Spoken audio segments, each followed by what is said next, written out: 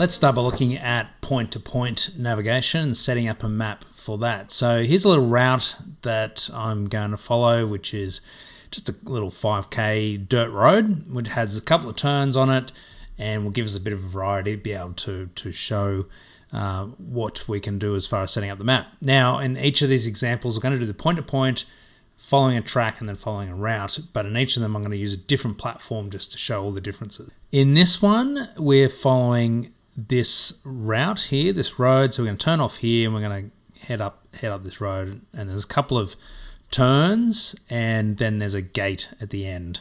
Point-to-point is one or two methods. You're either just going to use waypoints, drop waypoints on the road, so that's where we're going to start. Waypoint 1, that'll do, it'll build it in order.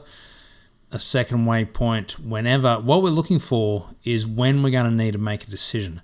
So this one's pretty straight. Looks like the road's following straight, but it might get a bit confusing here. So what we do is drop a waypoint after in the direction that we want to follow. So make it really obvious. What you got to think about is when you're on the trail, what's going to be the most obvious to you when you're reading the map. So this one, you can see it goes pretty much straight ahead, whereas here it gets a little bit unclear, so maybe we'll drop one there. So this is the fully manual mode of just using purely waypoints, right? So that's just in order, through each of the steps, and we can keep going with that all the way to the end. Now, the other option, and it actually works quite well in Garmin's system, is to use a route and to do it in a straight line. So we're going to start at the start, which is a good place to start. Then we're going to build our route by going through all the parts where we've got a decision to make.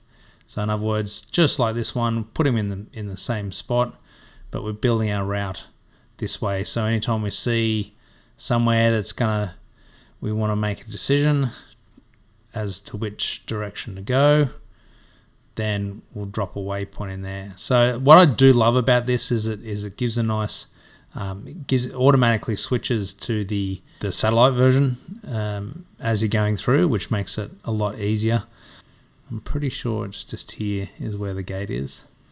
So I'm just going to end it there. And then you click on the last one and then you give it a name. So that'll do.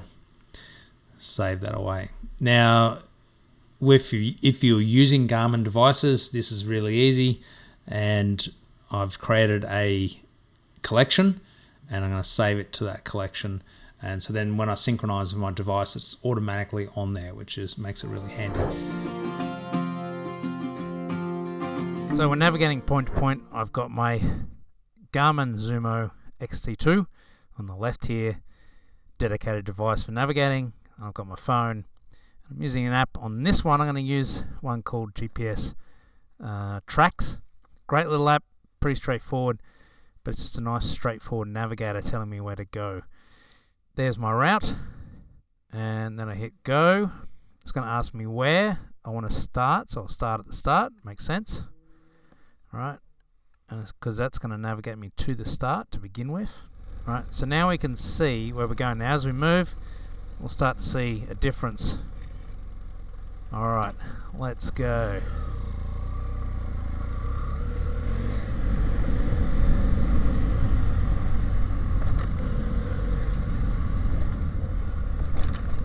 Oh, lots of potholes compared to last time. Now, as I'm moving up towards my first waypoints, we've got a countdown. So up top here, 100 meters. A little bit rougher since the last time I went through here. And 70, 60 meters. So it's counting down to our first waypoint, which is right here. So here we are. I'll turn off the ABS. We've got a decision to make, and that was the first one we put in here. And I can see from the map, even if I zoom in, that it's going to the right because I've made the waypoint just past it, just up there. All right, makes it nice and obvious on the screen so I can see where I'm going, and I can see the next one. You can actually see the track is off underneath it. We're looking off to the right. So this one's kind of obvious, but you never know when it's going to be obvious and when it's not going to be obvious. So it's always better to if you're not sure and there's an opportunity potentially to go the wrong direction, it's always good to place a route point there. This is another point where it's shifting. We could go left, we could go right. Which way do we need to go? And that's why it's always important to be really clear on your instruction in the on the waypoint. So I actually I said drive straight there, but drive to the right is the next one. But it's not that obvious. I probably should have said veer right instead, in hindsight. So that's always something to be aware of. Now you can see here, I'll move a little bit further up the road, it'll be more obvious, but there's another line starting to appear there. What's that all about?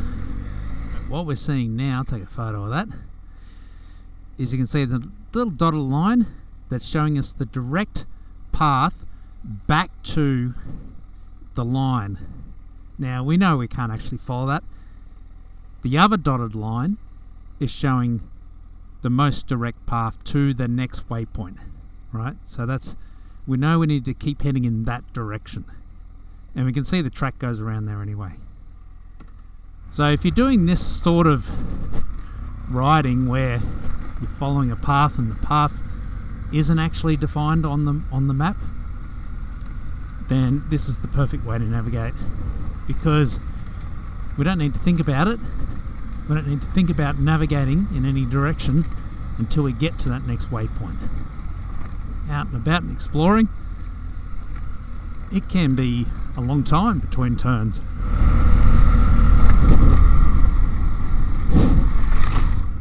Alright, so now a kilometre off from the final waypoint, and you can see we're off to the left now of the track. Now I do love that GPS app. One of the things I don't like about it for riding is you can see there that it's popped up and I need to prompt it to go to the next waypoint, which is no good when you're riding along like this. Make sure it's one that continues. So fine for hiking, but for this stuff, not so much.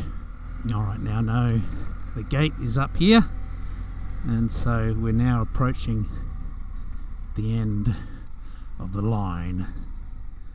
And I've actually marked my waypoint just beyond the gate. That's deeply unsatisfying. Well, now what we can do, track back, and that's marked out where we went. I can hit go, and now it's following a track, basically the path that we went in reverse, which is pretty cool. It's a nice little feature.